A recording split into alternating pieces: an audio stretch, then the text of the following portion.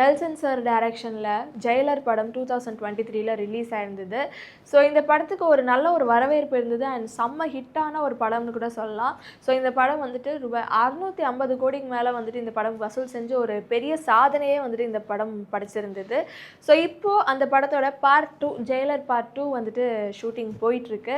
So அந்த படத்தில் வந்துட்டு யார் யார் நடிக்கிறாங்க நம்ம ஆஃப்கோர்ஸ் நம்ம எல்லாருக்குமே தெரியும். அதில் மெயின் நம்ம ரஜினிகாந்த் சார் தான்.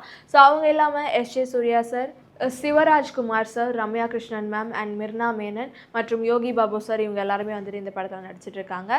அண்ட் இந்த படத்தில் ஒரு பாலிவுட்டில் டாப் ஆக்ட்ரஸான வித்யா பாலன் நடிக்க போகிறாங்க ஒரு முக்கியமான ரோலில். அண்ட் அவங்க மட்டும் இல்லாமல் இன்னொரு பாலிவுட்லேருந்து ஒரு டாப் ஆக்ட்ரஸ் யாரோ ஒருத்தவங்க வந்துட்டு சேர போகிறதா சொல்லியிருக்காங்க. ஸோ அது யார் அப்படின்னு தெரியல. நம்ம கண்டிப்பாக வந்துட்டு ஒரு அஃபிஷியலான நியூஸ் வரைக்கும் வெயிட் பண்ணி தான் ஆகணும். அண்ட் இந்த படம் வந்துட்டு 2026ல் வந்துட்டு ரிலீஸ் ஆகும் அப்படின்னு சொல்லியிருக்காங்க.